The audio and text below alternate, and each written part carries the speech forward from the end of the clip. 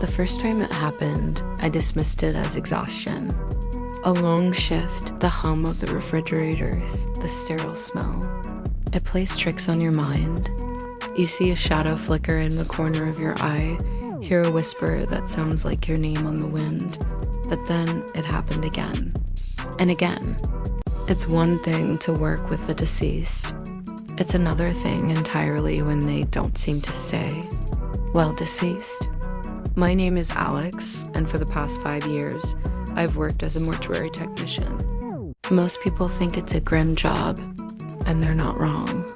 But there's a sense of duty of providing a final, dignified service.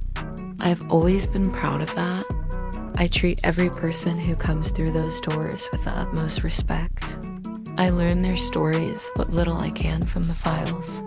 A father, a musician, a young woman with a whole life ahead of her, they become more than just a case file. They become real, and that's where the problem started. It began with small things. Tools not being where I left them. A cold spot in a room that was always a consistent temperature. Then I started seeing them. Not in a dramatic, jump scare kind of way. It was more subtle, more sad.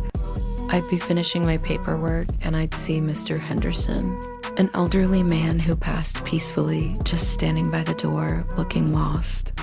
Or Sarah, a young artist, I'd see her reflection in the polished steel. Just for a second, a look of confusion on her face. They never seemed malicious, they just seemed stuck.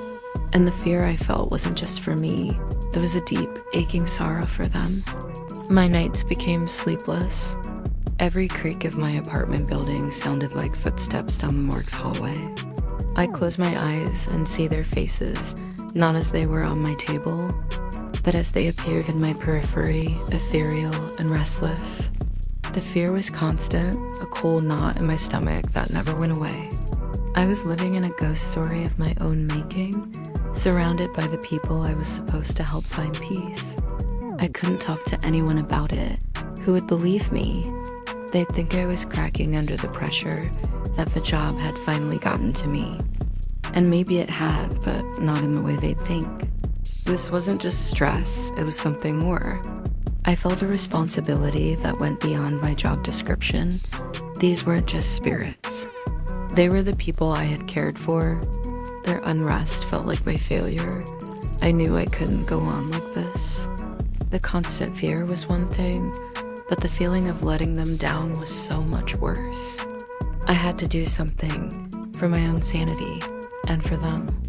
I started researching, digging into local history, folklore, and spiritual practices. I wasn't looking for an exorcist. I was looking for a way to communicate, to understand. I needed to know why they were still here and what I could do to help them move on. It was a terrifying step into the unknown, but the thought of them finding peace was the only thing that could overpower my fear. My job was to prepare them for their final rest, and I realized that my work wasn't finished yet. It was time to help them truly find it. This journey is just beginning, and honestly, I'm scared.